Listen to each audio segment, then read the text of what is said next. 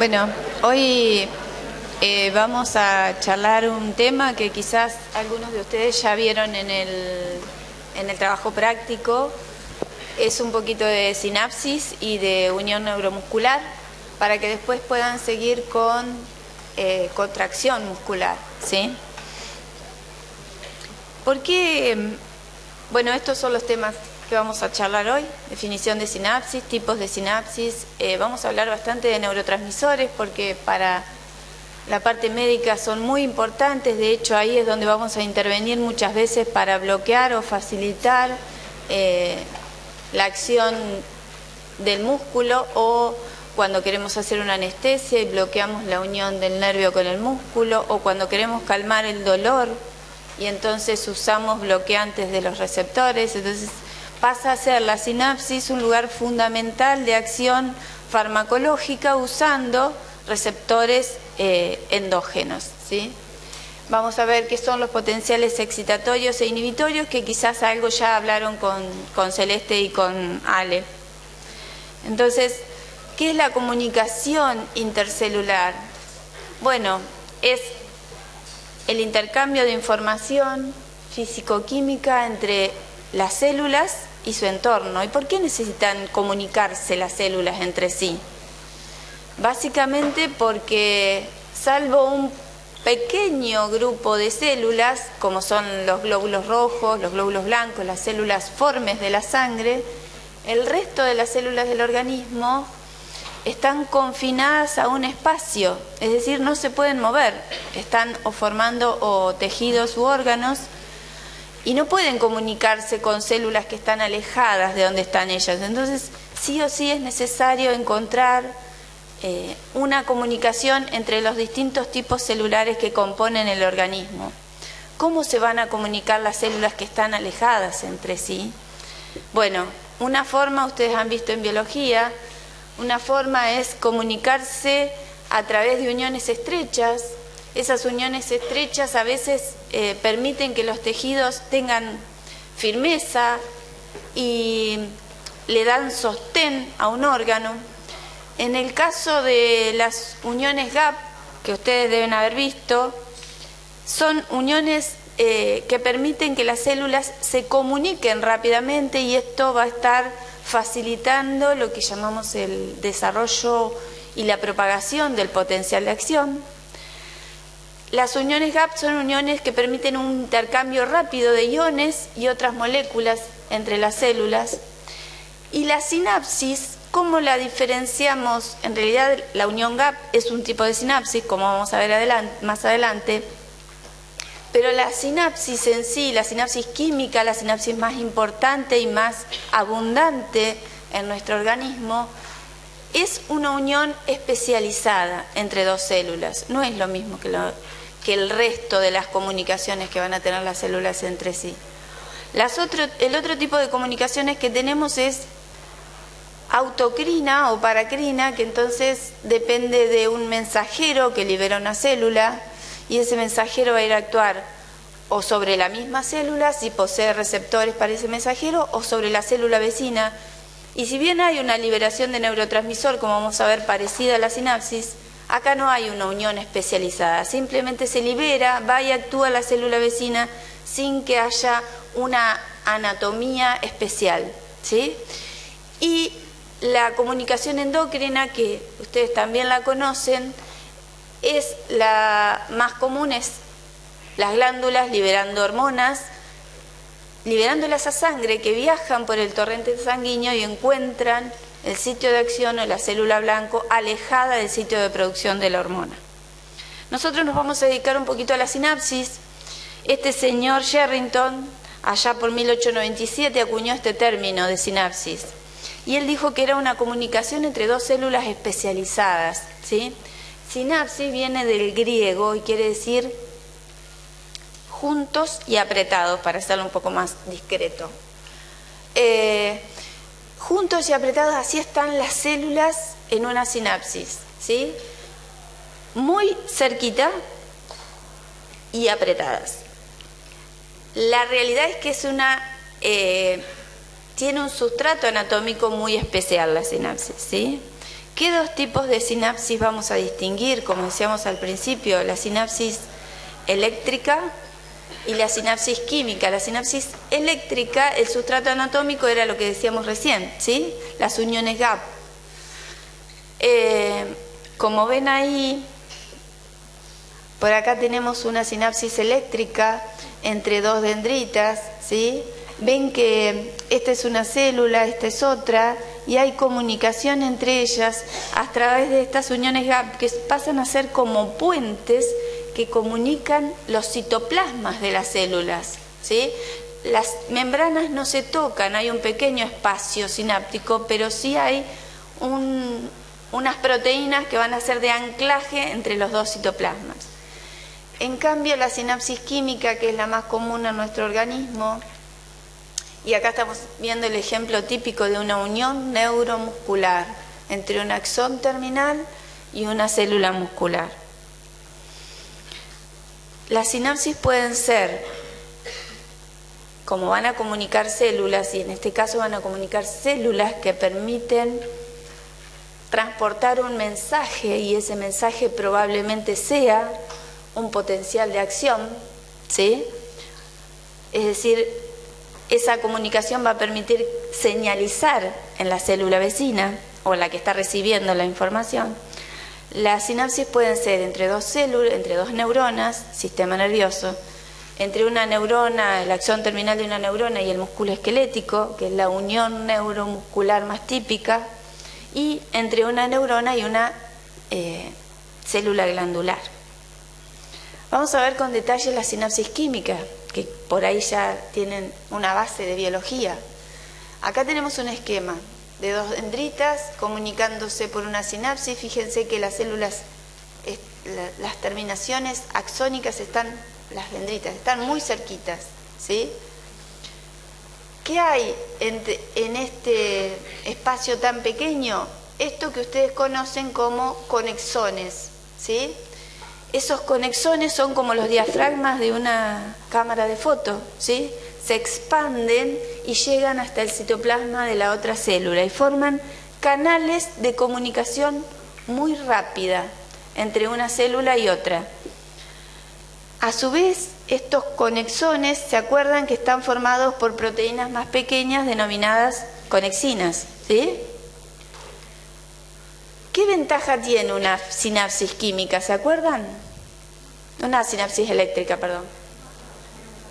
Más rápida, muy bien. ¿Qué más? Es bidireccional, perfecto. ¿Qué más? ¿Más específica? No. No, la más específica es la química. Muchos podríamos pensar que las sinapsis eléctricas tienen más ventajas porque son bidireccionales, porque son muy rápidas, porque gastan poca energía, ¿sí? Pero la realidad es que estas sinapsis son poco específicas, justamente, y dan información rígida, es decir, permiten el pasaje de iones o pequeñas moléculas por estos canales que se forman, pero no dan una señalización amplia dentro de la célula como vamos a ver con la sinapsis química, ¿sí? ¿Qué otra particularidad tienen estas sinapsis químicas? Fíjense el esquema, ¿no? Cómo se comunican las dos membranas a través de estos conexones. Bueno, una de las particularidades es que estas conexinas, que son las proteínas que las forman, que hay distintos tipos de conexinas, muchas familias, pueden estar en su conformación abierta, es decir, con el canal permitiendo el paso de sustancias, o en su conformación cerrada. ¿Y de qué depende que estén abiertas o cerradas? Y como son proteínas, dependen de si están fosforiladas por alguna quinasa. Si hay calcio, si aumenta el calcio intracelular, estas conexinas tienden a cerrarse para impedir que la célula de al lado se llene de calcio. También el pH intracelular puede influir en la apertura o cierre de estas conexinas y en los niveles de AMP cíclico. Entonces, fíjense, si ustedes clampean las células y miden la corriente que pasa a través de estas uniones GAP, ven que en ambas células, fíjense que no hay casi retraso en la comunicación entre las células, es casi simultáneo el pasaje de corriente. Esa es la gran ventaja que tienen las sinapsis eléctricas. ¿Para qué nos sirven? ¿Dónde están ubicadas? En el desarrollo embrionario son súper importantes, ¿sí? En el adulto, como nosotros, ¿en dónde están ubicadas estas sinapsis eléctricas? Dijimos que eran las menos abundantes, ¿sí? Están ubicadas en el sistema nervioso central. Antes se creía que en pocos lugares, ahora se sabe que tienen mucha importancia para coordinar neuronas que tienen actividad rítmica, sincronizada, ¿sí? Como las neuronas de la oliva inferior, el tálamo, el hipocampo, el cerebelo, la retina. ¿Y qué otro lugar tiene sinapsis eléctrica que ustedes deben haber visto en el teórico anterior? El corazón, exactamente. Bueno, fíjense que dentro de las sinapsis eléctricas en el sistema nervioso central, la conexina 46 es la más importante o la más abundante. En cambio, en el músculo cardíaco, la conexina más importante es la 43. Y ustedes ya habrán visto, con Ale supongo, que estas conexinas son las que permiten el pasaje rápido de iones de una célula a otra y permiten que el corazón funcione como un sincicio, es decir, como si fuera una sola célula contrayéndose al unísono, ¿sí? Entonces, en el músculo cardíaco, para que todas las células se contraigan en simultáneo y actúe como bomba, es fundamental la sinapsis eléctrica, ¿sí? Sinapsis química. ¿Quién fue el primero que intentó demostrar que había una sinapsis química?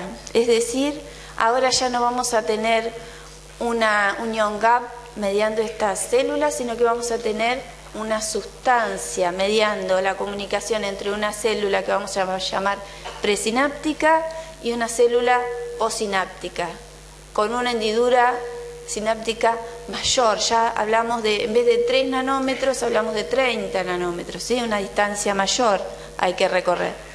Este señor Otto Lewis, previamente Henry Dale había hecho algún experimento, pero Otto Lewis lo terminó de demostrar. ¿Qué hizo este señor, este fisiólogo?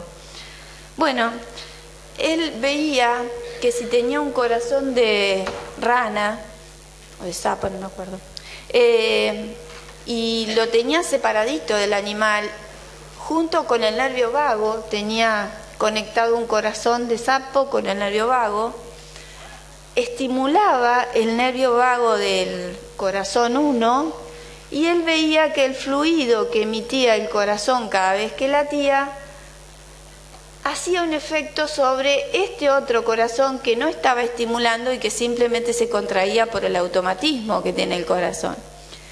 Él colectaba el efluente, lo que liberaba ese corazón 1, y se lo enviaba por un medio de comunicación, por un tubito, al corazón 2.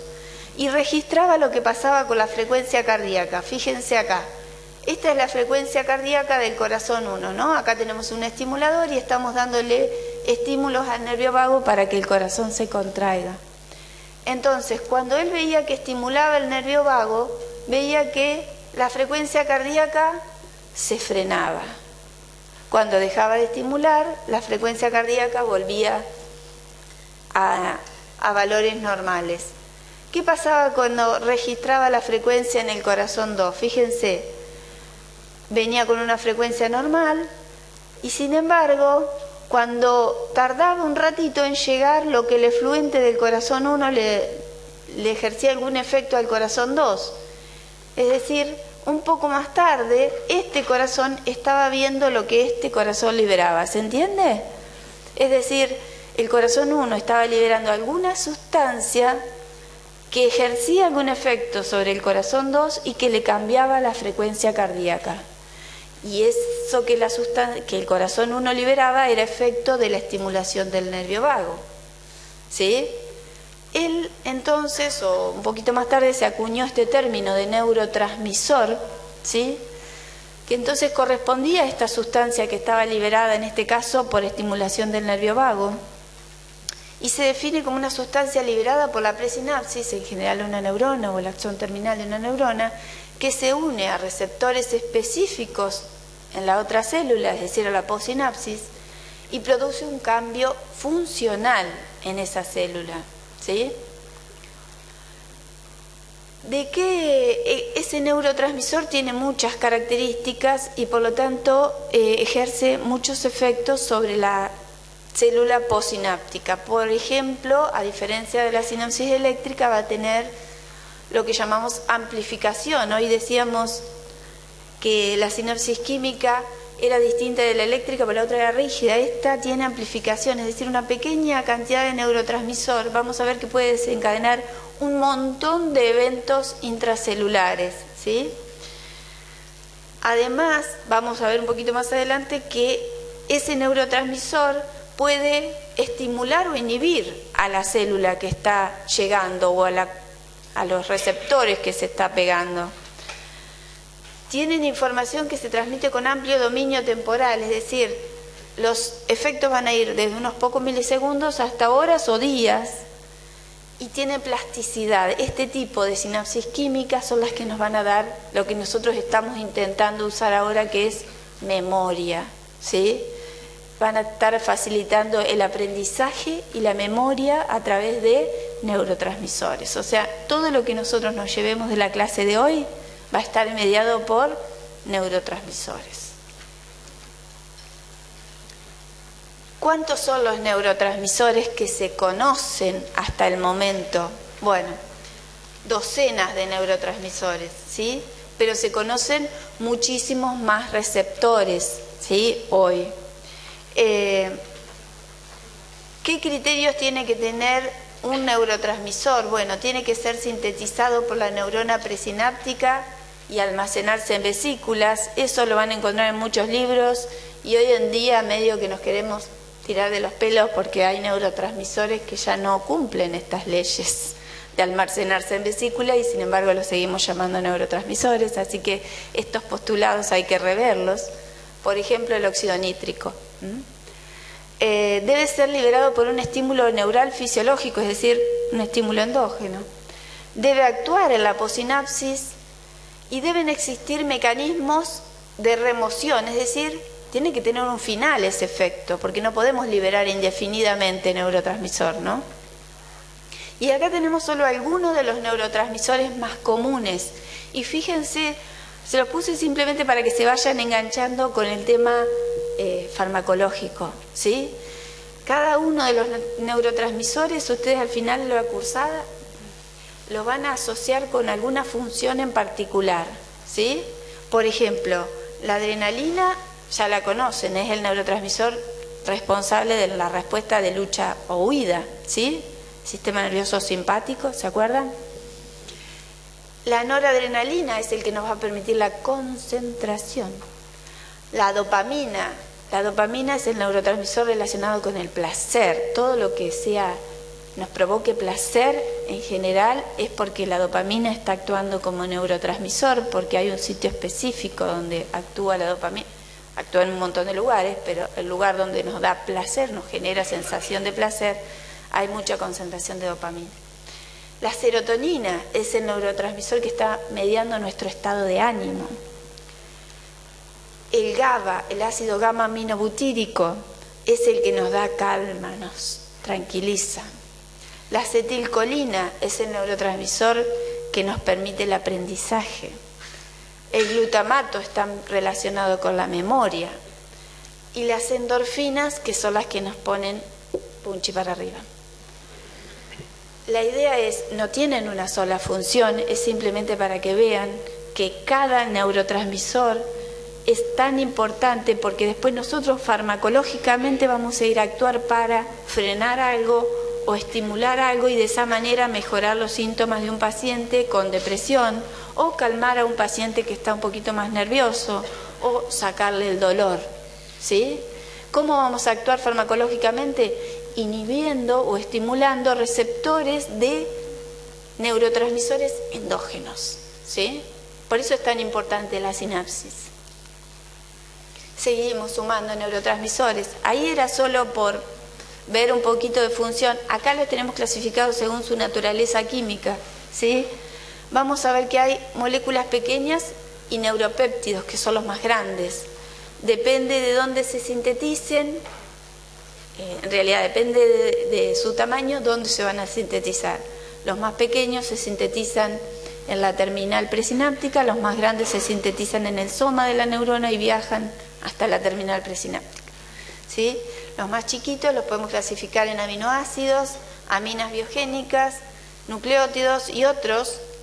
Y los péptidos son, muchos de estos los vamos a ver como que son hormonas, ¿sí? Porque son moléculas más grandes, ¿sí? Las vamos a ir viendo durante todo el año. Vamos a mirar un poquito ahora el efecto de la acetilcolina en la sinapsis química más común, que es la unión neuromuscular. Entonces, ¿cómo llegamos a la unión neuromuscular para estudiar en detalle la sinapsis química? Bueno, repasemos anatomía. La médula, hasta anterior de la médula, perdón, pero esto no tiene luz para nada. ¿Se acuerdan? ¿Qué es esto? Neurona motora, bien. El axón de la neurona motora, mielinizado, llega hasta el músculo esquelético, por ejemplo el bíceps. Ahí ese axón se ramifica, pierde su vaina de mielina y forma este pequeño botoncito que hace sinapsis con la célula muscular. Ampliamos esto y vemos cómo es esta sinapsis. Fíjense lo que es el axón terminal, que pierde su vaina de mielina y adapta o toma una configuración especial, es decir, se ensancha ese botón, ese axón terminal, se ensancha y ustedes van a ver que se mete, como que la célula muscular le hace un huequito y espera ese axón terminal. Por eso es una unión especializada, porque la célula se adapta para recibir al axón, ¿sí? Y fíjense, esta es la célula muscular, fíjense las invaginaciones que tiene la célula muscular. Entonces tenemos todas estas estructuras, el axón terminal con la terminal presináptica. ¿Qué vamos a tener en esta terminal presináptica? Vesículas sinápticas, que son estas, que van a contener el neurotransmisor. ¿Se acuerdan que dijimos que una de las características de los neurotransmisores es que deben estar guardados en vesículas o almacenados en vesículas? Y esas vesículas claramente tienen que estar cerca de la membrana presináptica. Vamos a tener canales de calcio en el botón terminal y vamos a tener proteínas responsables que van a anclar estas vesículas a la membrana para permitir liberar el neurotransmisor que tienen contenido. ¿Qué tenemos? Un espacio sináptico ahora más grande que el de la sinapsis eléctrica. Este tiene entre 20 y 30 nanómetros. Y acá, ¿qué vamos a contener? El neurotransmisor. Y la terminal postsináptica, que en este caso, como es la unión neuromuscular, es una fibra muscular, vamos a tener los receptores específicos para ese neurotransmisor. ¿Sí? Hasta acá estamos, las estructuras de una sinapsis química. ¿Cómo se sintetiza y se almacena? Bueno, algo ya dijimos. Los clásicos, los neurotransmisores clásicos, porque son los que más presentes están, se sintetizan en la terminal presináptica y obviamente para su síntesis vamos a necesitar precursores y vamos a necesitar enzimas que catalicen la formación de ese neurotransmisor.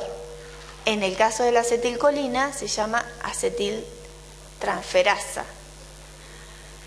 En el caso de los neuropéptidos más grandes son, dijimos ya, sintetizados en el soma. ¿Cómo se almacenan? En vesículas, ¿sí? Las vesículas pequeñas tienen 50 micrómetros, las más grandes tienen 100 micrómetros aproximadamente y tienen un núcleo más denso. Acá tenemos la mitad de una vesiculita que está cargándose con el neurotransmisor. Fíjense que para la carga del neurotransmisor, que en este caso es la acetilcolina, necesitamos un medio de transporte que la acetilcolina haga que la acetilcolina entre e intercambia esa acetilcolina por protón. Para que se intercambie por protón y se llene la vesícula de neurotransmisor, previamente tuve que tener una ATPasa que lo que haga sea cargar de protones a la vesícula. Es decir, la carga del neurotransmisor a la vesícula previamente tuvo un gasto de ATP, con lo cual en la terminal presináptica, ahí no lo mostré, pero ¿qué más tenemos que tener? Mitocondrias, ¿sí? Una vez que las vesículas están cargadas con neurotransmisor, no están sueltas en la membrana, en la terminal presináptica, sino que están ordenadas, ¿sí? Ordenadas de acuerdo a cómo están maduras. Es decir, vamos a tener un montón de vesículas dentro de la terminal presináptica, va a haber un pool o un grupo de vesículas que van a estar inmaduras, o sea, todavía no listas para liberarse, y un pool de vesículas que ya están listas, maduraron, están primeadas, decimos. Además están ordenaditas porque están unidas por una proteína que se denomina sinapsina a filamentos de actina que tiene la terminal presináptica, ¿sí? Entonces, estas vesículas luego de madura van acercándose a la terminal presináptica, todas ordenaditas y ancladas a sinapsinas. ¿De qué depende ahora que se libere la vesícula o que libere su neurotransmisor contenido? Del calcio. El calcio pasa a ser un ion fundamental para la exocitosis del neurotransmisor en la terminal presináptica, ¿sí? Yo veo mucho mate acá, pero ninguno cerca. Bueno, ¿qué es lo que tiene que suceder para que entre calcio y se libere el neurotransmisor contenido en las vesículas? Tiene que llegar el potencial de acción a la terminal presináptica, despolarizar la membrana, y entonces se abren canales de calcio, voltaje dependientes, es decir, estamos hablando de una célula excitable, que al cambiar su potencial de membrana, cambia la conformación del canal, en este caso el calcio, primero sodio seguro, después calcio, que es el que nos interesa para la liberación de las vesículas. Una vez que entra calcio a la vesícula, a la terminal presináptica, por una serie de pasos va a permitir la exocitosis de las vesículas con neurotransmisor.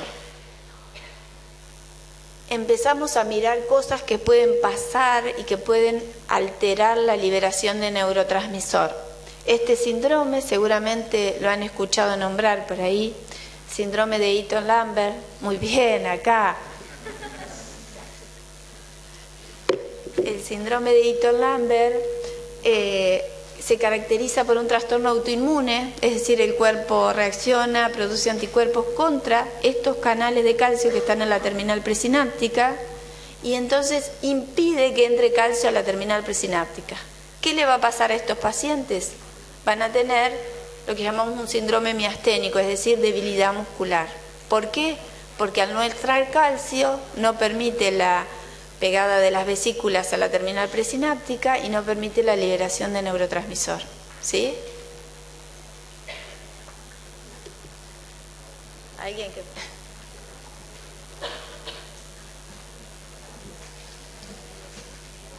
La vesícula parecía muy sencilla, pero no es tan sencilla, ustedes la deben haber visto en biología, ¿no? La membrana de la vesícula contiene un montón de proteínas. Las más importantes, bueno, ustedes lo ven así, ¿no? La familia de las BSNAR, porque son las de la vesícula. La familia de SNAR es una familia de proteínas. Las B corta, es de vesícula y están en la membrana de la vesícula. Las otras vamos a ver las T-SNAR, que están en la terminal presináptica y que ambas tienen que interactuar para permitir la fusión. ¿Cuáles son las más importantes de todas estas? Las sinapsinas, que era la que anclaba la vesícula a la terminal, a los filamentos de actina. La sinaptotagmina, porque va a ser la que reconozca el calcio para la liberación. Y la sinaptobrevina, ¿sí? Fíjense que acá tenemos el transportador que decíamos que gasta ATP para meter protones. Bueno, tenemos un montón de proteínas que conforman la membrana. ¿Qué necesitamos para que se anclen? Bueno, que entre calcio, que ese calcio se pegue a determinadas quinasas, las active, y una vez que esas quinasas se activan, ¿qué hacen? Fosforilan a la sinapsina, la sinapsina pierde afinidad por la membrana de la vesícula, la deja libre y entonces se puede arrimar a la membrana presináptica. Entonces vamos a tener proteínas de anclaje desde la membrana, como las que vimos recién, la sinaptotagmina, que es la que une iones calcio, ¿sí? Y vamos a tener proteínas de anclaje desde la membrana presináptica, ¿sí? La SNAP25, la neuroexina, la sintaxina, ¿sí? Estas tienen que actuar tipo resorte, ¿sí? Ahora lo vamos a ver. Se arrima la vesícula presináptica, se engancha, se empiezan a fusionar y por un proceso que gasta ATP, ambas membranas se fusionan y permiten la exocitosis. Fíjense, ahí se anclan, empieza la hemifusión, acá se abre el poro y permite la liberación del neurotransmisor. Ese proceso, la regulación de este proceso es importantísimo para regular la fuerza con la que se regula esa contracción, esa transmisión sináptica. Vieron que dijimos que uno de los neurotransmisores que veíamos está relacionado con la memoria. Bueno, la potenciación de la memoria va a depender de cómo se pueda regular una sinapsis, cómo se pueda regular este proceso de liberación de neurotransmisor. ¿Qué importancia tienen todas estas proteínas que ustedes ya las vieron en biología y las volvemos a ver ahora? ¡Qué hinchacoco! ¿Por qué tanta proteína?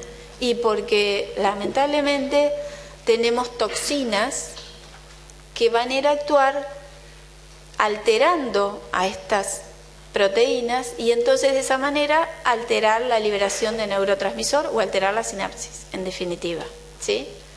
Por ejemplo, ustedes deben haber escuchado, ustedes se vacunan contra el tétanos, ¿no? Están todos vacunados contra el tétanos porque si no, no pueden estar acá. Porque para cursar medicina, ustedes se vacunan hasta los 16, es la última dosis de la doble que se dan. Y después para entrar a cursar, tiene que recibir otra dosis de la vacuna tetánica, porque hay un Clostridium, un patógeno, que lamentablemente está en los clavos oxidados, en las latas. Ustedes se cortan con un vidrio, se cortan el lacayo, se lastiman. Lo primero que le preguntan, bueno, ahora no, porque ya están casi médicos, pero antes, cuando eran más chicos y todavía no tenían pensado estudiar medicina, la mamá que les decía, si se cortaron, si se lastimaron en la playa, en la arena, en la cancha de fútbol, ¿tenés la vacuna del tétanos puesta? Bueno, la vacuna del tétanos es para prevenir que este Clostridium provoque la enfermedad en el organismo. ¿Qué hace este Clostridium, este patógeno? Fíjense, altera, es la toxina, en realidad el patógeno no es, sino que el patógeno produce una toxina que es una endoproteasa, que lo que hace es bloquear la liberación del neurotransmisor, ¿sí? Porque bloquea el anclaje de las vesículas a la membrana presináptica. ¿Cómo lo bloquea? Actuando sobre la sinaptobrevina y sobre la SNAP25, ¿sí? Entonces, si impide la liberación del neurotransmisor, va a bloquear la sinapsis neuromuscular. La neuroexina, que es también una toxina liberada por la araña de la viuda negra que siempre vemos en alguna película, que es mala, es peligrosa, bueno, lo que hace es lo contrario, actúa sobre estas proteínas, pero lo que hace es provocar masivamente la liberación de las vesículas. Entonces, entramos en espasmos musculares, ¿sí? Entonces, a veces es importante estudiar las proteínas porque parecen pavada, pero fíjense como cuánto se pueden alterar por toxinas exógenas. ¿Qué hacemos una vez que la vesícula liberó su contenido? Bueno, la reciclamos. En el organismo no se pierde nada, todo se transforma. Una vez que la vesícula liberó su neurotransmisor, se vuelve a endocitar y entonces hace su pasaje por el retículo, se vuelve a cargar con neurotransmisor y se recicla, ¿sí?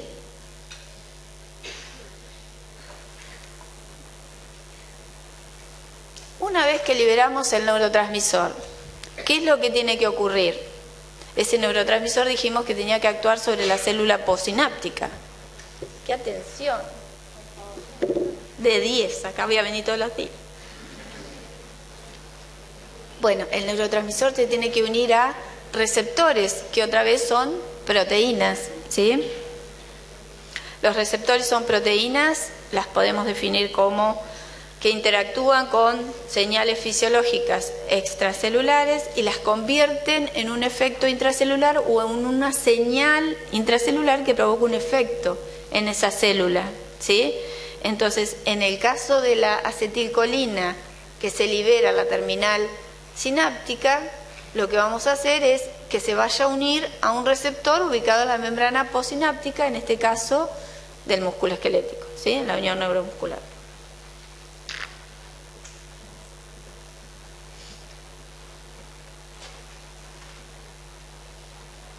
¿Qué receptores tiene la acetilcolina? Tiene dos grandes subtipos de receptores y dentro de esos dos grandes grupos tiene subtipos de receptores.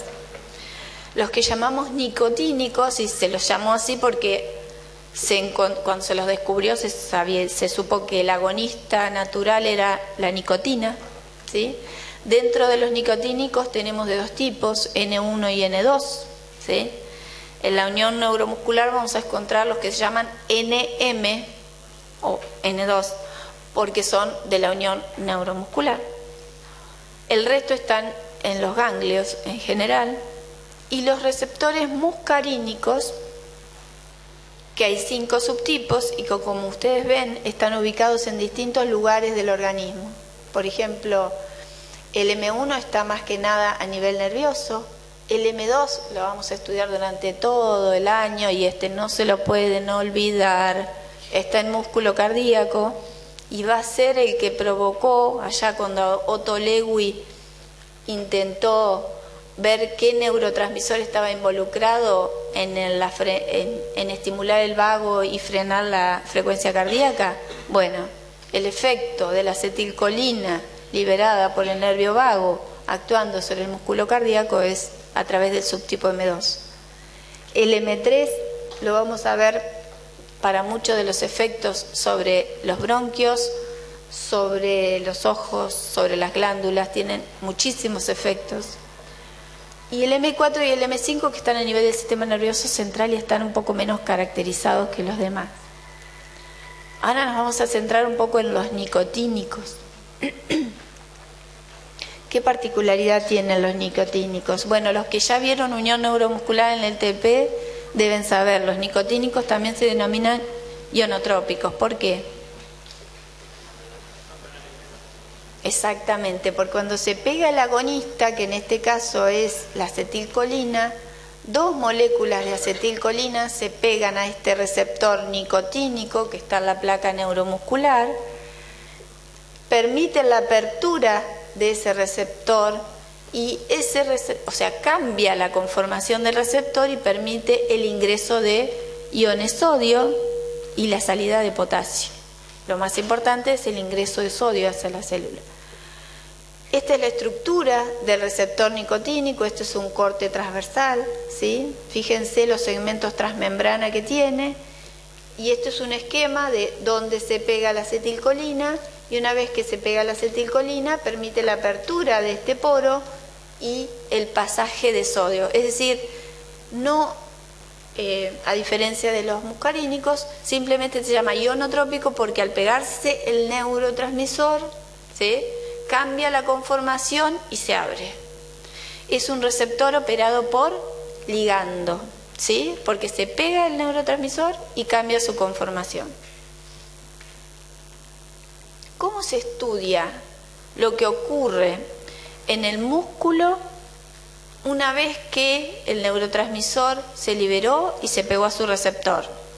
Bueno, Katz, que es un fisiólogo de los más conocidos, entre la década del 50 y el 60, lo que hizo fue aislar un axón con su músculo y entonces ponerle un osciloscopio para registrar qué era lo que pasaba con el potencial en el músculo una vez que estimulábamos el axón terminal. Es algo parecido a lo que ustedes hacen en el trabajo práctico. Para los que ya fueron, los que no fueron ya lo van a ver. Se aísla el musculito con su axón terminal y él con ese osciloscopio veía que cada vez que le daba un estímulo a este nervio veía un cambio en el voltaje de la célula muscular, ¿sí?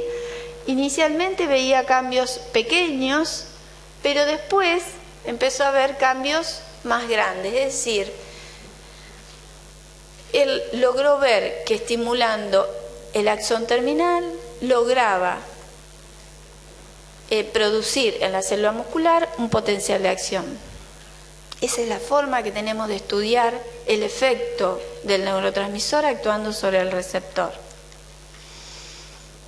¿Qué efecto tiene el neurotransmisor en la célula postsináptica? En este particular, ¿no? Que es operado por ligando, produce lo que llamamos la apertura de canales iónicos, que es lo que dijimos recién, y va a provocar un cambio transitorio en el potencial de membrana de la célula postsináptica. A eso lo vamos a llamar potencial electrotónico. Fíjense, si nosotros registramos el voltaje de la membrana, excitable acá, y acá el tiempo, originamos un estímulo en este lugar, y fíjense, inicialmente tenemos un potencial de reposo de menos 70 milivoltios. Cuando le damos el estímulo, ¿qué es lo que ocurre? Se despolariza. ¿Cuánto se despolariza? Un poco, unos pocos milivoltios, pero rápidamente se repolariza. ¿Qué quiere decir? Invierte las cargas en la membrana, pero a un nivel que no logra superar lo que llamamos umbral. Así no te voy a hacer viajar toda la clase. Fíjense, el umbral está acá. Esta despolarización no logró superar el umbral, por eso se denomina electrotónico, ¿sí? O subumbral o graduado, porque fíjense que inicialmente se despolariza, pero rápidamente vuelve a su potencial de membrana en reposo. Cuando hablamos de un neurotransmisor que al pegarse a su receptor provoca en la membrana de la célula postsináptica un potencial que despolariza la membrana pero no alcanza el umbral para disparar un potencial de acción, hablamos de potencial postsináptico excitatorio o PEPS, ¿sí? Cuando tenemos un neurotransmisor que en vez de despolarizar la membrana postsináptica inhiba determinados canales o abra canales que lleven más cargas negativas a la membrana postsináptica, se llama potencial postsináptico inhibitorio, es decir, aleja el potencial de membrana de la célula de la posibilidad de disparar un potencial de acción. ¿Se entiende? Igual esto lo vieron ya con Celeste, ¿o no?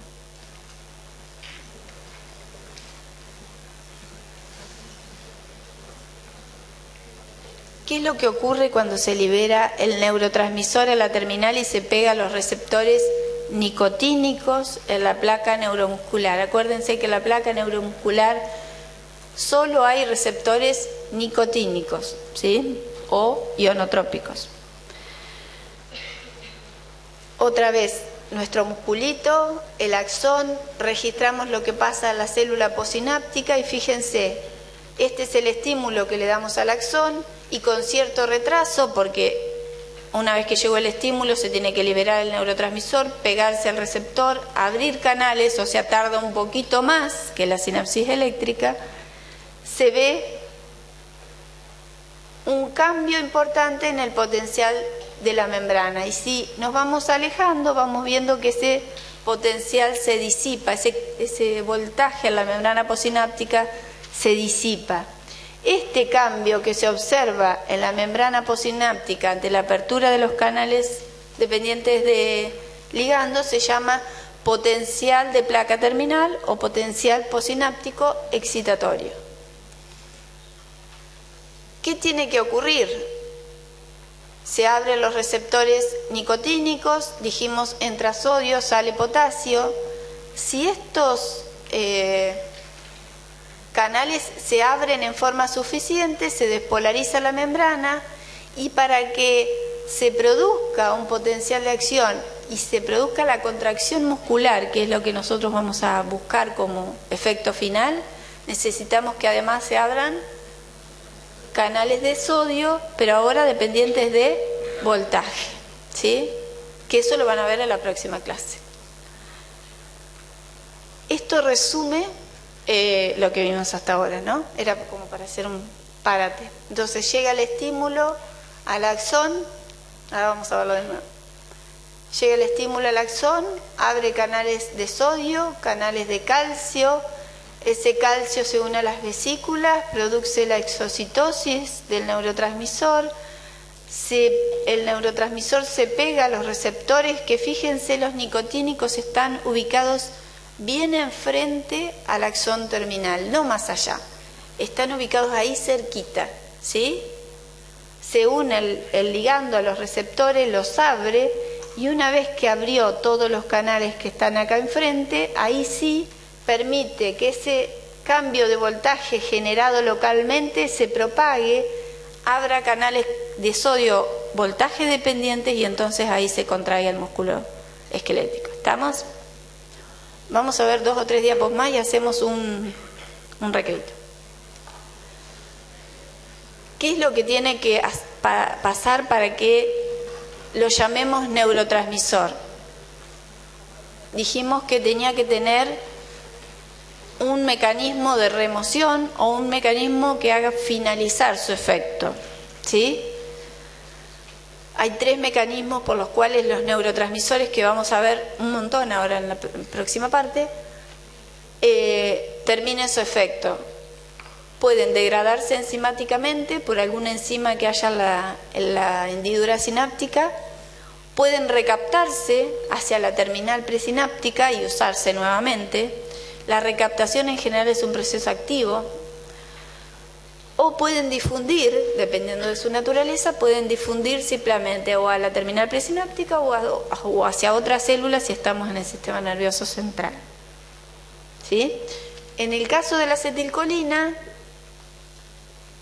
en particular, tiene una enzima que se ocupa de escindir la acetilcolina, es decir, una vez que se pegó a los receptores, para que termine su efecto, la acetilcolinesterasa es una enzima que aún no se sabe bien dónde está ubicada, algunos dicen en la membrana posináptica, otros dicen en la hendidura, no se sabe, pero bueno, está ahí. Y lo que hace es escindir la acetilcolina, separarla en colina y acetato, y entonces se reutilizan esos componentes para volver a sintetizar acetilcolina. Ese sería un mecanismo de degradación enzimática, ¿sí? Otros transportadores, fíjense, el glutamato, que es otro de los neurotransmisores que vamos a ver, en cambio, es recaptado o hacia las células de la glía o hacia la terminal presináptica.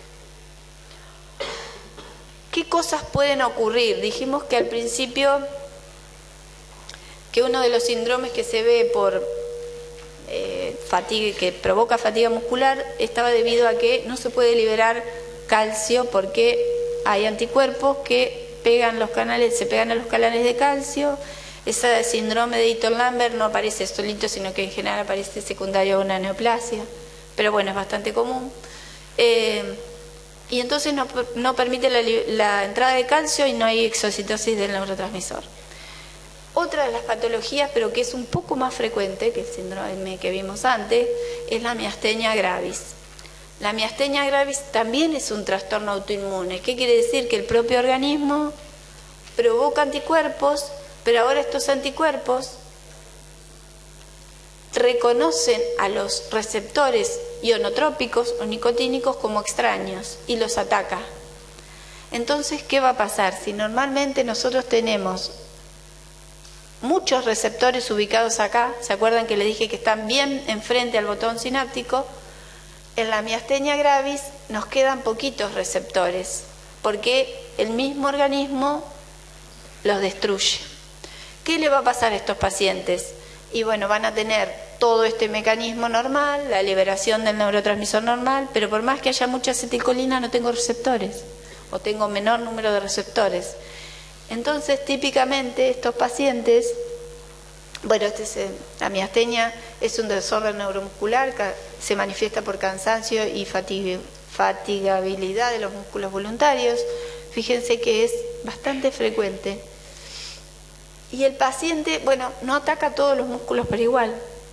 Lo más común es que el paciente arranque el día bien, haciendo todas las tareas, y se vaya cansando a lo largo del día, y hacia la noche ya pida volver a la cama rápidamente. No, eso pedimos todos, pero ellos un poco más rápido. Los músculos que más, fíjense, esto es porcentaje de músculos que se afectan. Más que nada periorales y perioculares, ¿sí? Esos son los músculos que más se afectan, no se sabe por qué. El resto de los músculos en menor proporción, ¿sí? Y bueno, una forma de diagnosticar esto, porque muchas veces uno dice, bueno, está cansado, puede ser un montón de cosas, desde hipotiroidismo a, no sé, a miastenia gravis. Entonces, hay muchas formas de diagnosticarlo. Una es dar el test del hidrofonio. Después se puede hacer métodos electrofisiológicos, es decir, como decíamos recién, midiendo el voltaje de la célula muscular. Detección de anticuerpos.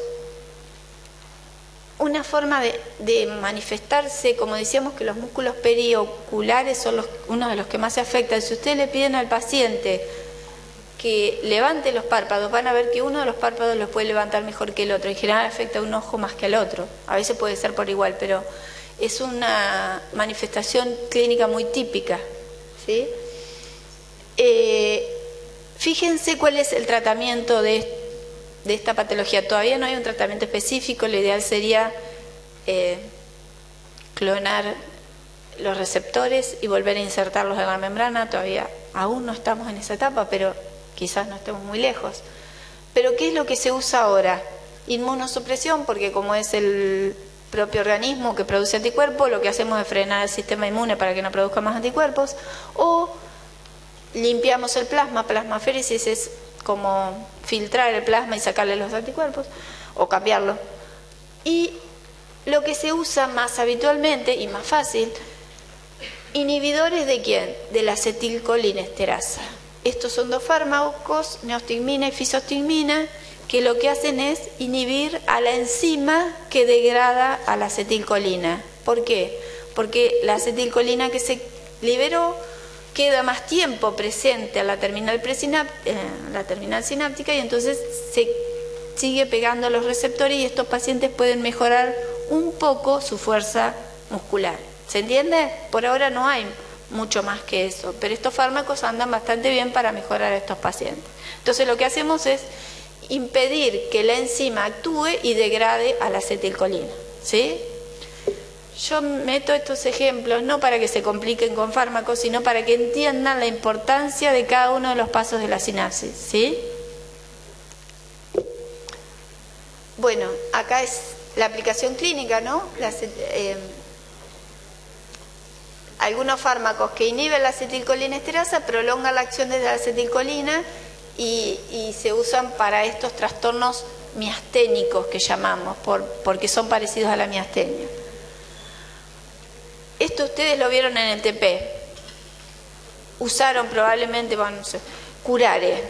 ¿Qué es el curare? ¿Se acuerdan cuando nosotros, bueno, los que estudiamos hace mucho en la secundaria, en la primaria, cuando vino Colón a conquistar América, los indios ¿qué hacían? Los atacaban a los colonizadores, ¿no? ¿Con qué? Con cerbatanas. Más de alguno de ustedes debe haber usado una cerbatana cuando era chico, ¿no? Más los que son del interior. ¿Qué hacían los indios?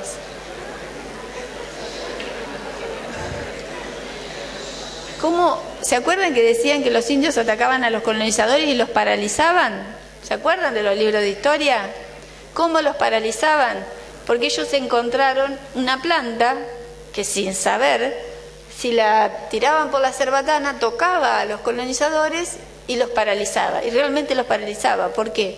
Porque era el curare, es este veneno. ¿Qué hace este veneno? Bloquea los receptores de acetilcolina y causa parálisis, ¿sí? Parálisis de los músculos a los cuales llega el curare, ¿no?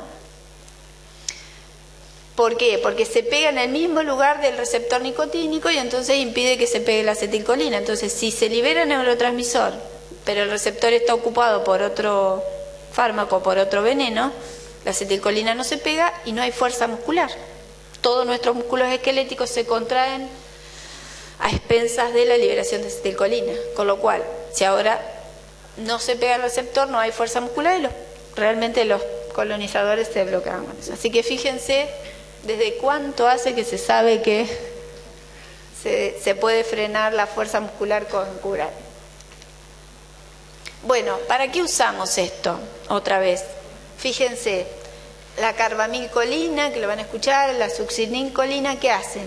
Activan la apertura de receptores nicotínicos y son más resistentes a la acción de la acetilcolinesterasa, es decir, son fármacos que usamos exógenamente, nosotros los tomamos, se pegan a los receptores y lo que hacen es abrir el receptor, activar el receptor, pero la acetilcolinesterasa no los puede degradar, por lo tanto actúan más tiempo, ¿sí?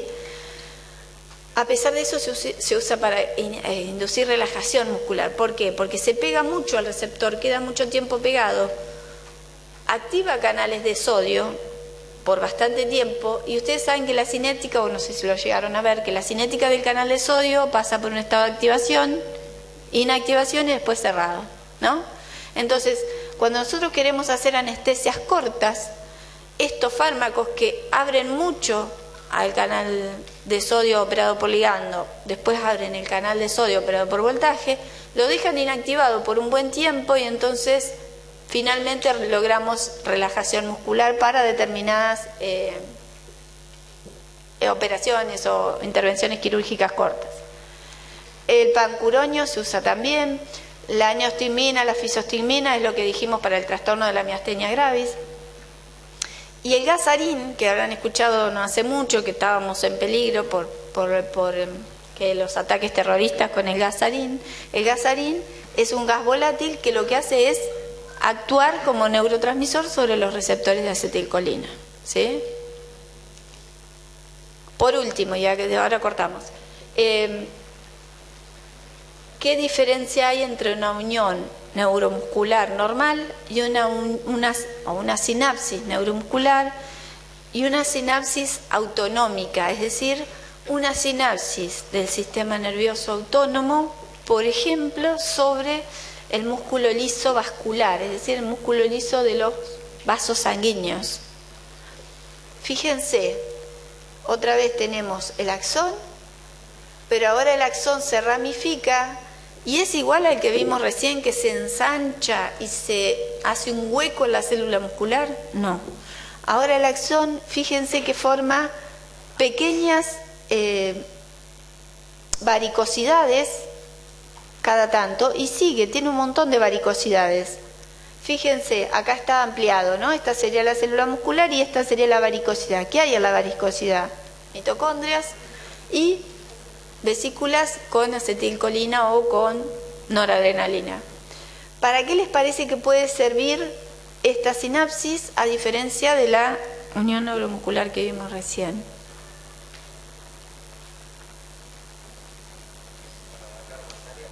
Perfecto. ¿Por qué? Porque si pensamos en un vaso sanguíneo largo, ¿cómo hacemos para controlar todas las células que componen ese vaso sanguíneo que tiene una longitud más larga que un músculo que está ahí acortadito? Entonces, la forma que tiene el sistema autónomo de controlar con mayor precisión la contracción de las células del músculo liso vascular es así, no es una sola sinapsis, sino que lo que hace es ramificar ese axón con muchas varicosidades y a medida que el potencial de acción va transcurriendo, llega acá, libera vesículas, sigue, llega acá, libera vesículas. Entonces va controlando distintos segmentos del músculo liso, ¿sí? Se los doy porque hay por ahí alguna pregunta que dice qué diferencia hay entre una unión neuromuscular y una sinapsis autonómica, que la vamos a ver cuando veamos autónomo allá al final de la cursada, pero para ver la diferencia anatómica por la cual yo les decía que es tan importante, ¿sí? Hacemos un ratito, si quieren ir a tomar agua, dar una vuelta al banco y volver a sentarse, 5 minutos nada más, así terminamos, ¿sí?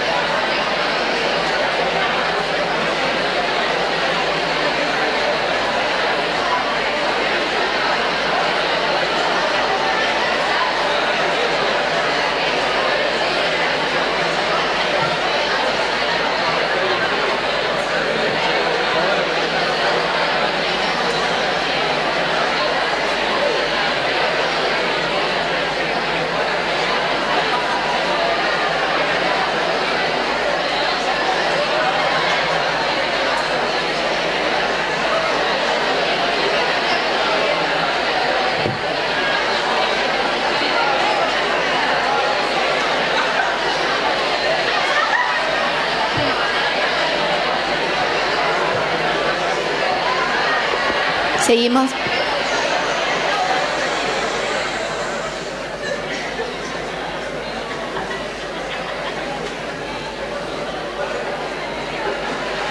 Ahí, justamente hoy a la mañana, a propósito de lo que vimos recién, o un poquito antes, hoy a la mañana veía una noticia que decía que apareció un caso de tétanos en Oregon, Estados Unidos, después de muchos años. En general, todo el mundo se vacuna contra el tétanos. Y ahora empiezan a aparecer determinadas enfermedades producto de que está toda esta tendencia a evitar la vacunación o que las vacunas producen otras patologías. Entonces, fíjense que estamos como haciendo un retroceso porque el hecho de impedir la vacunación puede hacer que comiencen a aparecer estas enfermedades que considerábamos erradicadas, ¿sí? Así que, bueno, hay que prestar mucha atención a todos estos cambios que se vienen, ¿no? A las conductas que vamos a tomar como personas y como médicos, ¿sí? Bueno, ¿se acuerdan que dijimos que la acetilcolina se pegaba a receptores nicotínicos, que son los que vimos recién, que están en la placa neuromuscular? Estos. Vamos a mirar un poquito estos receptores muscarínicos, que había 5 subtipos que están localizados en distintos lugares del organismo. Ahora ya no son ionotrópicos, son metabotrópicos. ¿Por qué? Porque en general están acoplados a una proteína G, y esa proteína G es la que va a inducir alguna señalización intracelular, ¿sí?, que va a producir el efecto en la célula postsináptica. Mayormente los receptores M1 y M3 están acoplados a proteína G, que lo que produce es una estimulación de la fosfolipasa C. Va a hidrolizar un fosfatidilinositol de membrana, y ese fosfatidilinositol se convierte en diacilglicerol e inositol trifosfato. El diacilglicerol va a estimular una proteína quinasa que va a ir a fosforilar sustratos intracelulares, y el IP3 lo que va a ir a hacer es inducir la liberación de calcio desde el retículo y va a permitir la contracción del músculo liso, por ejemplo. En cambio, el receptor muscarínico M2 y M4 lo que hace es, finalmente, inhibiendo adenisiclasa, disminuye el niveles de AMP cíclico, y una de las cosas que puede hacer es abrir canales de potasio. Así que fíjense qué mecanismos de señalización tan diferentes provocan los receptores metabotrópicos, es decir, los acoplados a proteína G, que decíamos que lo que hacen es ampliar la señalización en la sinapsis química, porque producen un montón de efectos intracelulares que los vamos a ir viendo a lo largo del año y en cada tejido en particular, de acuerdo al receptor que esté presente, ¿sí? Porque básicamente no es el neurotransmisor el que determina el efecto sobre la célula postsináptica, no es el neurotransmisor, sino es el receptor, ¿sí? Porque el mismo neurotransmisor, si no tiene receptor para pegarse, no puede actuar. Entonces vimos la acetilcolina con sus receptores nicotínicos y muscarínicos. A esta la conocen un poquito más, ¿no? Noradrenalina y adrenalina actuando sobre receptores que llamamos adrenérgicos, alfa y beta.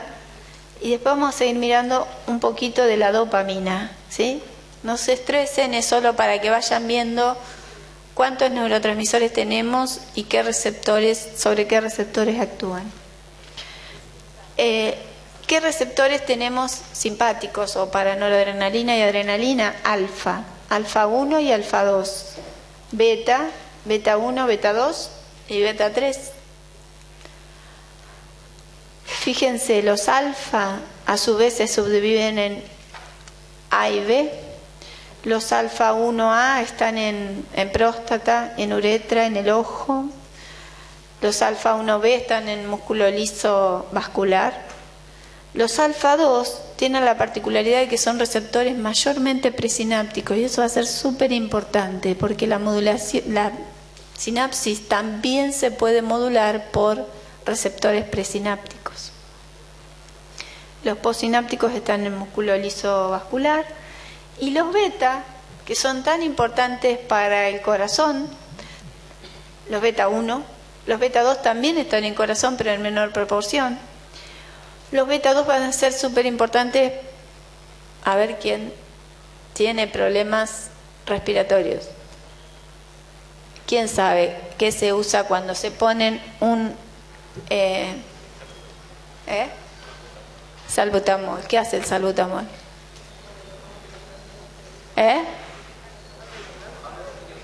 Abre los bronquios, dicen por acá. ¿Por qué? Estimula receptores beta 2, ¿sí? En uretra, en vejiga, bueno, en un montón de lugares. Y el beta 3, que es como un poquito más desconocido, pero ahora se sabe que tiene un rol muy importante en tejido adiposo, en músculo cardíaco coronario, o en el músculo liso coronario, y en vejiga. Bueno, ¿qué hace el alfa, por ejemplo? Bueno, el alfa 1 y el alfa 2. El alfa 2 dijimos que era más que nada presináptico, ¿sí? Fíjense dónde está regulando la presinaptis. Fíjense otra vez, ahora tenemos la sinapsis autonómica, ¿sí? La que tenía, ¿se acuerdan? Las vesículas ensanchadas acá y seguía de largo el estímulo. Bueno, se libera noradrenalina o norepinefrina que actúa sobre el alfa 1, dijimos, puede activar proteína GQ y aumentar el IP3 y provocar la contracción del músculo liso. Y el alfa 2, si está en la postsinapsis, es más que nada inhibitorio porque disminuye los niveles de AMP cíclico. Los receptores beta, acá tenemos los 3 subtipos. Fíjense, todos acoplados a proteína G, es decir, todos metabotrópicos, ¿sí? ¿Qué hacen? El beta 1 aumenta el AMP cíclico, está acoplado a proteína GS. El beta 2 puede switchear, puede cambiar entre activación de GS y GI, ¿sí? Y el beta 3 está acoplado a GI más que nada y es de las vías, los que se asocian a GI, que puede ser el B2 o el B3 o el beta 3, están asociados a lo que llamamos vías no clásicas, ¿sí? Ya vamos a ir viendo durante el año. Los receptores y las vías dopaminérgicas ahora del neurotransmisor dopamina. Hay dos grandes familias, todos metabotrópicos. D1 y D5 están acoplados a proteína GS y aumentan el AMP cíclico, y la familia D2, D3 y D4 están acoplados a proteína GI y disminuyen los niveles de AMP cíclico. ¿Por qué es importante la dopamina? Si ustedes miran, cada una de estas vías es donde predomina la dopamina. La dopamina está en una vía que llamamos nigroestriatal, una vía mesolímbica, mesocortical y una tuberoinfundibular. Cada una de ellas tiene funciones diferentes. Esta vía está más relacionada con el control de la secreción de prolactina para la producción de leche en la mamá embarazada o que recién ha dado a luz. La vía nigroestriatal va a estar relacionada con lo que es la comunicación entre los ganglios basales, los ganglios de la base, ¿sí? Y es muy importante la dopamina para el control de los movimientos voluntarios, y cuando se degeneran las neuronas que producen dopamina a nivel del sistema nervioso central, en determinados lugares de los ganglios basales puede producirse lo que se denomina enfermedad de Parkinson, en la que dejan de aparecer movimientos voluntarios y aparecen más movimientos involuntarios, tics, temblores, etc. Y por otro lado, la otra vía está relacionada con la corteza prefrontal y relacionada con lo que llamamos reforzadores naturales, la búsqueda de comida, pareja y drogas de abuso. ¿Qué es la importancia de la dopamina? Fíjense, liberada la terminal presináptica, primero tenemos una enzima, la monoamina oxidasa, que es muy importante para la mayoría de las catecolaminas, pero la dopamina, además de liberarse a través de las vesículas que vimos clásicamente, tiene un transportador que se ocupa de liberar dopamina desde la terminal presináptica, es decir, suma liberación de dopamina a través de un transportador, además de ser liberada desde las vesículas. Todos los receptores son metabotrópicos y lo que provoca es, dependiendo de cómo se asocie con otros neurotransmisores, puede provocar excitación o inhibición o modular una sinapsis, que ahora vamos a ver. ¿Qué hace la cocaína como droga de abuso? La cocaína bloquea la recaptura de dopamina. La cocaína también bloquea la recaptura de otros dos neurotransmisores que son la serotonina y la noradrenalina. Entonces, al impedir, ¿se acuerdan que dijimos que los neurotransmisores terminaban su acción por recaptura, por efecto de una enzima que los degrada o por difusión simple? En el caso de las aminas biogénicas, la mayoría son recapturadas a la terminal presináptica. Lo que hace la cocaína es impedir la recaptación de dopamina, entre otros neurotransmisores. Entonces produce estos efectos que se conocen, ¿no? Euforia, excitación, aumento de la fuerza física y agudeza mental. O sea, la cocaína lo que hace es impedir que se recapte a la terminal presináptica, entonces termina ejerciendo más efecto. Hoy a la que se fuma es mucho más potente. Está todo muy lindo, ¿no? Pero hay que pensar que si la cocaína impide la recaptación de dopamina, sobre todo, pero también impide la de noradrenalina, que ustedes ya conocen los efectos de la noradrenalina a nivel periférico, ¿qué efectos no deseados vamos a tener con el uso de cocaína? Taquicardia, es decir, aumento de la frecuencia cardíaca, porque el sistema nervioso simpático que libera noradrenalina aumenta la frecuencia cardíaca. Hipertensión, es decir, sube la presión arterial. Arritmias, trastornos del ritmo cardíaco, rigidez muscular y cefaleas. ¿Qué drogas se usan para interactuar con estos receptores adrenérgicos que vimos antes? Es decir, nosotros vamos a usar muchos fármacos para que se peguen o inhiban los receptores endógenos que tenemos. Bueno, dopamina se va a usar exógenamente para el tratamiento del Parkinson muchas veces. Vamos a usar también dobutamina o isoprenalina como estimulantes cardíacos de la fuerza del corazón. La clonidina, por ejemplo, es un antagonista alfa-2 que lo que va a hacer es estimular esos receptores. Indirectamente, ¿cómo pueden actuar indirectamente las drogas? Impidiendo la recaptación del neurotransmisor, que era lo que decíamos hoy, por ejemplo, la cocaína, ¿sí? O las anfetaminas, que también son bastante conocidas, lo que actúan es por desplazamiento, es decir, ocupan el lugar del neurotransmisor e impiden que se pegue, pues se pegan primero, tienen mayor afinidad. Y otras que vamos a usar, como la efedrina o la pseudoefedrina, que ustedes la habrán visto por ahí si usaron algún descongestivo nasal o algún, ¿cómo se llama? Algún antigripal que tiene efedrina o pseudoefedrina, también son mezcla de efectos a través de estos receptores adrenérgicos.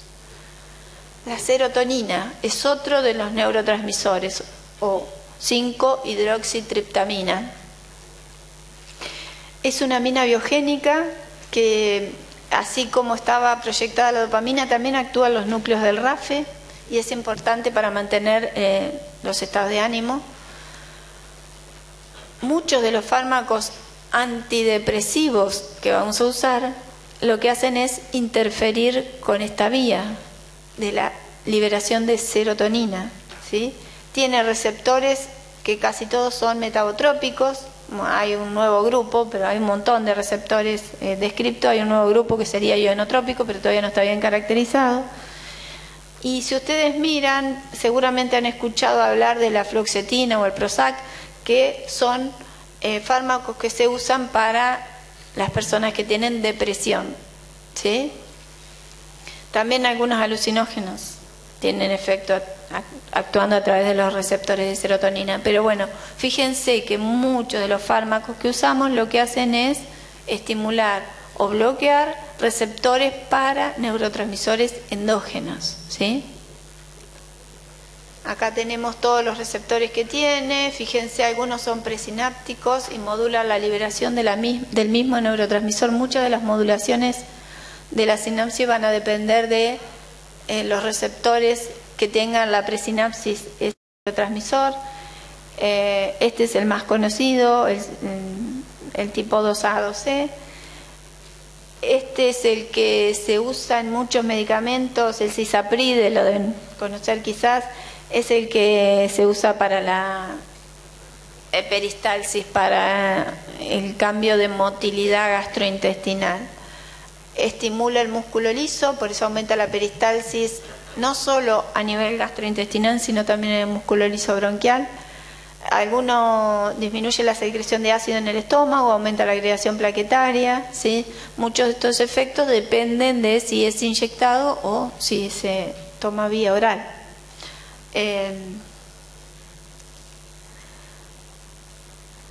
Fíjense, ahora para inducirnos un poquito en la neuromodulación, la cronología de los fenómenos sinápticos, ¿sí? Fíjense la duración de los efectos postsinápticos una vez que se liberan algunos de los neurotransmisores que vimos. Por ejemplo, la acetilcolina actuando sobre receptores nicotínicos, que es un aminoácido, dura 1 milisegundo el efecto. En cambio, la acetilcolina dura 1 segundo, es transmisión un poco más lenta. En cambio, si miramos algunos otros neurotransmisores y péptidos, que se acuerdan que eran los más pesados, los efectos pueden durar desde minutos hasta días, ¿sí? Entonces, digamos, depende del neurotransmisor liberado el efecto que vamos a tener y en general la mayoría de los libros, y yo lo estudié así, lo seguimos viendo como así, que cada vesiculita tiene un neurotransmisor, y ahora vamos a ver que no, que ahora se sabe que las vesículas no contienen un solo neurotransmisor. A ver dónde la tengo. Bueno, la tengo un poquito más adelante, a la diapo donde les muestro cómo se coliberan varios neurotransmisores. Esto es simplemente para que vean. Norepinefrina o noradrenalina, que es la que vimos recién, fíjense todos los lugares por donde difunde a nivel del sistema nervioso y todos los efectos que puede tener. Interviene lo que es el control del sueño y la vigilia, el aprendizaje, la memoria, la ansiedad y el dolor. La serotonina, mucho más difundida. Sueño, vigilia, estado de ánimo, comportamiento emocional. La acetilcolina, vigilia, sueño, aprendizaje, memoria. La dopamina, que es la otra que vimos, sustancia negra para lo que es motor, prefrontal y límbico para que lo que es comportamiento y lo que es manejo de las emociones. Entonces, simplemente ver que estos neurotransmisores pasan a ser moduladores de sinapsis, porque a su vez actúan sobre múltiples sinapsis, ¿sí? ¿Todos son estimuladores? No. Tenemos muchos más neurotransmisores que estimulan que los que inhiben, pero hay dos grandes neurotransmisores inhibidores. Uno es el ácido gamma aminobutírico, y el otro es la glicina. Este es el neurotransmisor inhibidor por excelencia. Obviamente, si inhibe, provoca un potencial postsináptico inhibidor. A ver, ¿qué particularidad tienen los receptores del ácido gamma aminobutírico? Tiene receptores de las dos familias, igual que la acetilcolina, ionotrópicos, que son el GABA A y el GABA C, y metaotrópicos, que son el GABA B, que lo que hace es activar canales de potasio y segundos mensajeros, como vimos hoy, parecido a la acetilcolina. ¿Qué particularidad tiene este receptor de ácido gamma-aminobutírico? Que se sabe que además de su agonista, que es el GABA, se le pegan o se adhieren a él un montón de sustancias que usamos exógenamente como fármacos y activan al canal. Este receptor, en este caso que puse acá, es el receptor ionotrópico, GABA ionotrópico, que lo que hace es cambiar su conformación cuando se pega el agonista, abrirse y actúa como canal de cloro. Permite el ingreso de cloro a la célula. Y si permite el ingreso de cloro a la célula, obviamente va a provocar un potencial postsináptico inhibidor, porque entra cargas negativas a la célula, ¿no? ¿Estamos? Bueno. ¿Qué particularidad tiene? A este receptor se le pegan fármacos como barbitúricos, que se usan para inducir anestesia, otros anestésicos como el propofol, esteroides, el etanol. También se le pegan a este receptor las benzodiazepinas, que son fármacos que se usan como ansiolíticos. Entonces, ¿qué buscamos cuando buscamos inducción de anestesia? Que el paciente se calme, ¿sí? ¿Qué buscamos cuando damos una benzodiazepina? Lo mismo, bajarle las revoluciones. Entonces, lo que hacen estos fármacos, se pegan a este canal, lo abren y entonces las neuronas, que en este caso están a nivel central, lo que hacen es hiperpolarizarse, es decir, estar más lejos de la posibilidad de disparar un potencial de acción, ¿sí? Muchos de los efectos de la intoxicación con alcohol pasan porque se pega a este canal. La falta de coordinación que tienen otros, no ustedes, otros, les pasa a otros que cuando toman mucho alcohol y pierden la coordinación es porque justamente hay mucho de neurotransmisor GABA a nivel del cerebelo, que es uno de los que controla los movimientos finos, por ejemplo, poner la llave en la puerta y todo.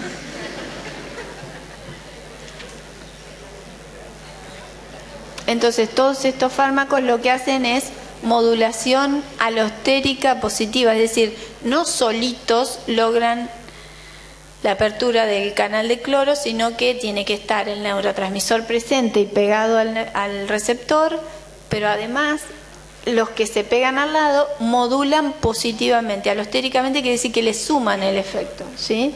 Si ustedes miran, la corriente que provoca el GABA sería esta, el ácido gamma-aminobutírico. Ahora, si le damos flunitrazepam, fíjense cómo aumenta la corriente.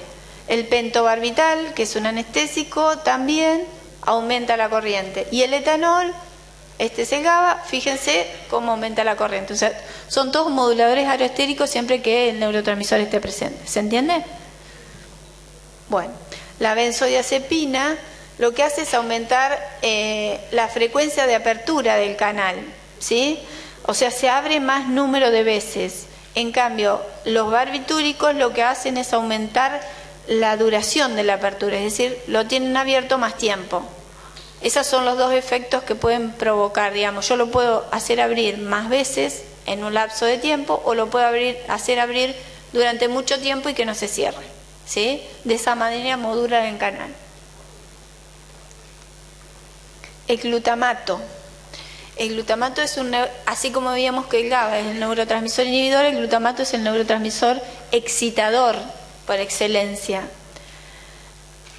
De hecho, cuando muchas veces se libera en determinados lugares pasa a ser tóxico, ¿sí? Tóxico porque puede provocar descargas neuronales intensas que pueden provocar una epilepsia. Se sintetiza no solo por las neuronas presinápticas, sino también por las células de la glía. Y la particularidad que participa en los fenómenos de memoria, ya lo vamos a ver más adelante. Acá no lo mostré, pero vamos a ir en detalle. El glutamato tiene muchos receptores tiene receptores metabotrópicos y tiene receptores ionotrópicos, los que se hacen canal y los que están acoplados a proteína G. Dentro de los metabotrópicos, fíjense la gran familia que tiene, y dentro de los ionotrópicos tenemos los que llaman kainato, AMPA o NMDA. Son toda una familia enorme de receptores. La particularidad que tiene es que aparentemente algún receptor actúa un poquito más rápido que el otro. Entonces, si nosotros medimos lo que ocurre cuando se libera glutamato desde una terminal presináptica, vemos que los receptores que más rápido se activan son los de tipo AMPA, ¿sí?, ionotrópicos, y un poquito más tarde y a otro voltaje, fíjense que acá estamos a menos 80, cuando llegamos a menos 40 se activan los receptores tipo NMDA, es decir, van secuencialmente activándose en presencia del agonista.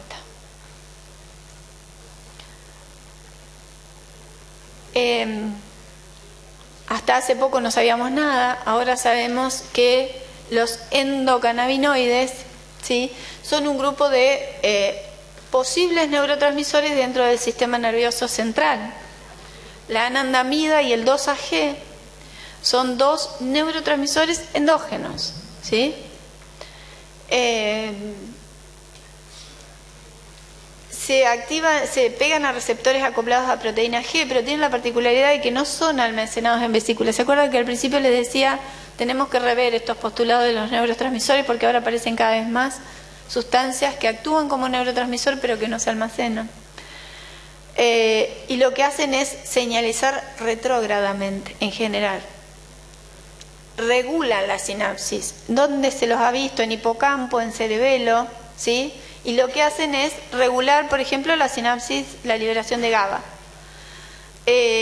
Tenemos receptores, obviamente, para estos neurotransmisores. El tipo CB1, hay varios tipos de receptores de endocannabinoides. El tipo CB1 es el al que se le pega la marihuana o el componente activo de la marihuana, ¿sí?, que es el tetrahidrocannabinol. Obviamente cuando se consume a dosis bajas, la marihuana produce euforia, sensación de relajación, disminución de dolor y el apetito, pero a largo plazo puede tener otros efectos.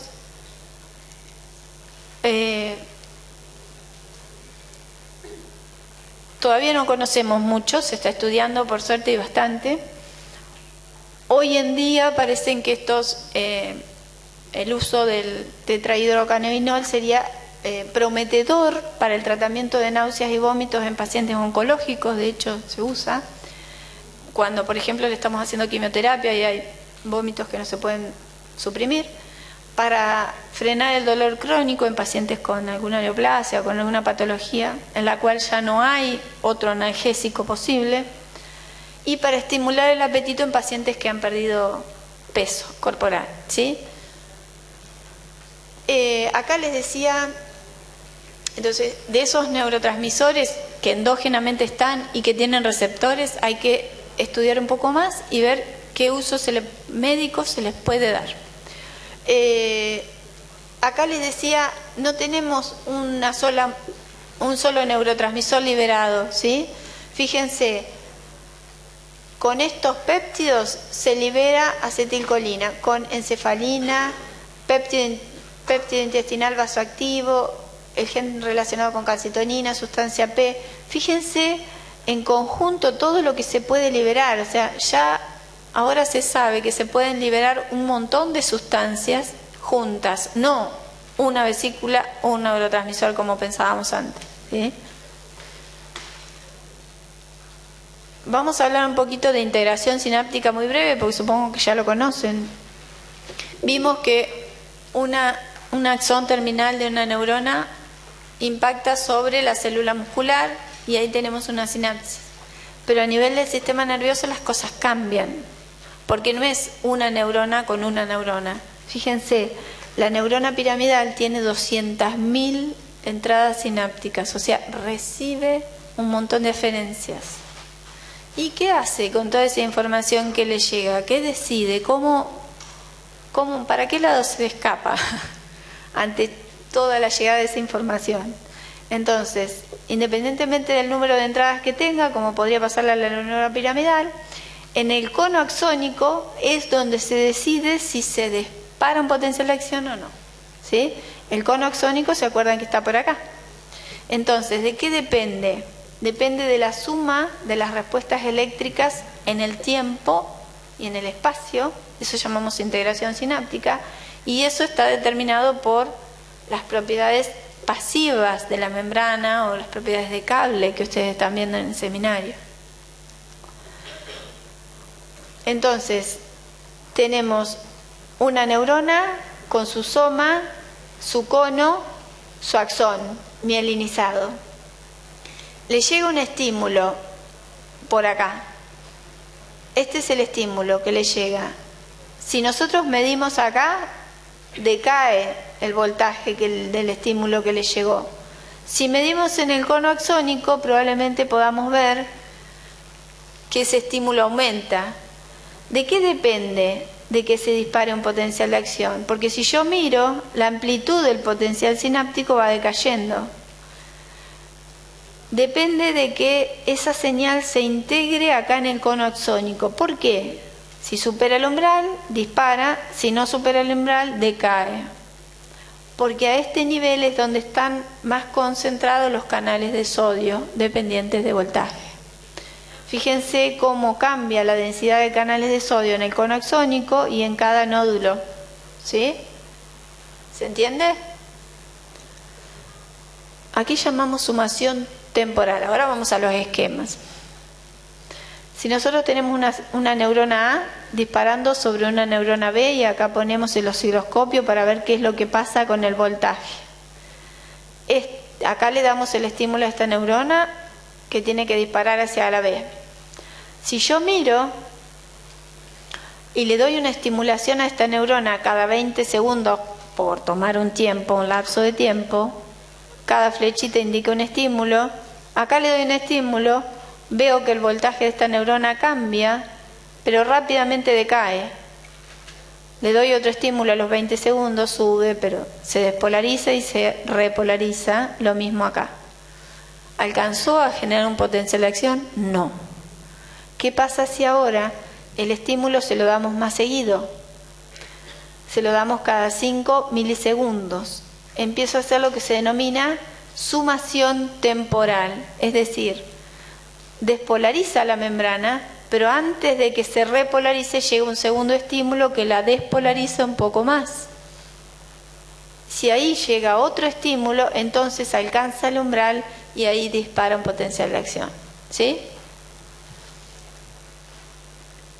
Suma algebraica de potenciales electrotónicos. ¿Qué sería la sumación espacial? La sumación espacial, ahora tenemos la neurona C recibiendo de dos neuronas distintas. Entonces, si estimulamos la neurona B, no logro nada, porque se despolariza y se repolariza. Si estimulo solo desde la neurona A, lo mismo. Ahora, si le doy los dos estímulos a la vez, logro disparar el potencial de acción. ¿Por qué? Porque están llegando los dos estímulos en el mismo tiempo. Eso es sumación espacial. ¿Sí?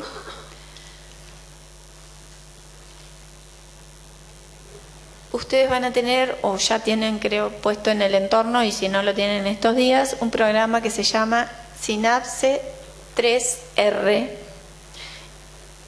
al cual van a acceder fácilmente. Y los invito a que lo abran y jueguen, porque la idea es que ese programa sirve para jugar.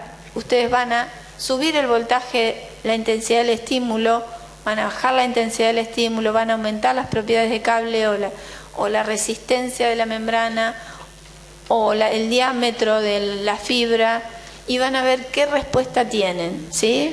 Es simplemente para que ustedes prueben a ver qué es lo que pasa con las distintas propiedades de las neuronas y ver cómo se hace la sumación temporal y espacial. ¿Sí? Entonces, dijimos, con esos esquemas dijimos qué respuestas teníamos. Ahora vamos a ver qué pasa realmente en la neurona. Tenemos el soma, el cono axónico y el axón acá, terminal. Entonces, si nosotros le damos un solo potencial y registramos a distintos niveles cuando le está llegando en el cono o al final del axón, ¿qué vamos a tener? Acá este estímulo no provocó más que un pequeño cambio de voltaje. Fíjense cómo va cayendo el voltaje a este nivel del cono axónico, y en el axón, ¿qué veo? Nada, porque eso no logró disparar ningún potencial de acción.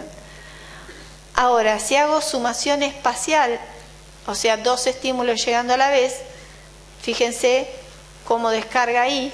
Acá ya veo que en el cono sináptico se integraron esos dos potenciales electrotónicos, se logra disparar un potencial de acción, y a nivel del axón se va a disparar finalmente, o esa célula va a transmitir esa señal a otra neurona. Y obviamente si hago mayor sumación espacial, hago llegar las tres a la vez, voy a tener mayor descarga a nivel del cono y mayor descarga a nivel del axón. Y esto sería sumación temporal, es decir, en vez de hacerlos llegar todos a la vez, los hago llegar a distintos tiempos, ¿sí?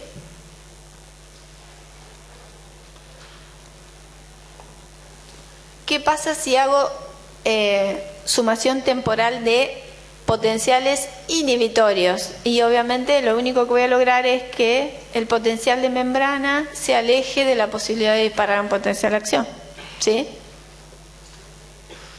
Por último nos queda inhibición y facilitación. ¿A qué denominamos inhibición presináptica?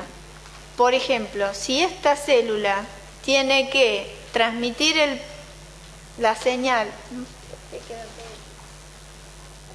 la célula A tiene que transmitir la señal a la célula B, llega el potencial de acción, hace todo el camino de la liberación de neurotransmisores para pegarse a los receptores de la célula B.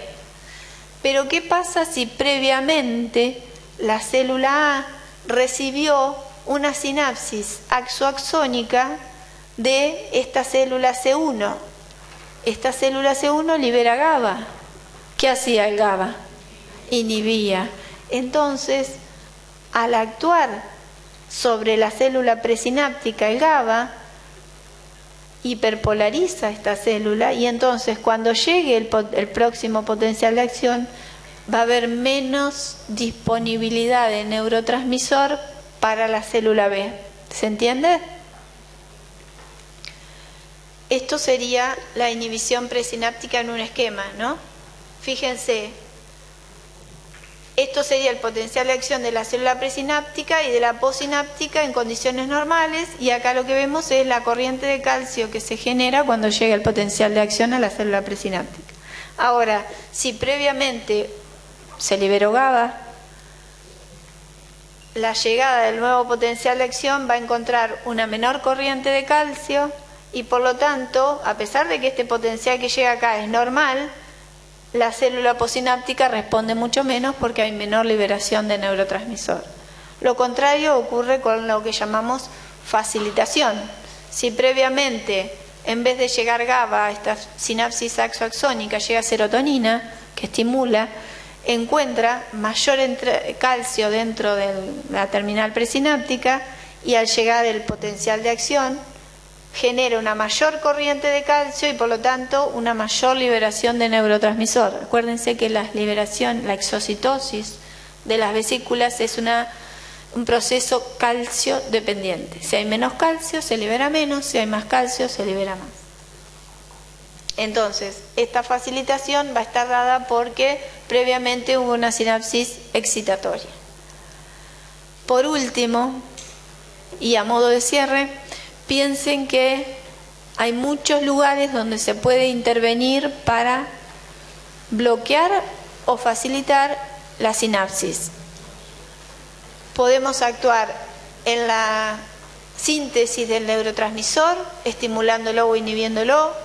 Podemos actuar sobre las vesículas, impidiendo que se acoplen o haciendo la liberación masiva. Podemos actuar sobre los canales de calcio, porque hay drogas que bloquean los canales de calcio, entonces podemos impedir la liberación de neurotransmisor. Podemos actuar sobre los receptores, bloqueándolos con distintas sustancias o con agonistas que faciliten la actividad de los receptores, o acuérdense, con los neurotransmisores podemos recaptarlos más rápido, recaptarlos más lento, o impedir que actúe la enzima que los degrada. Hay un montón de lugares donde vamos a poder intervenir en la sinapsis y de hecho lo hacemos en la clínica habitualmente. ¿Sí? ¿Preguntas? Bueno.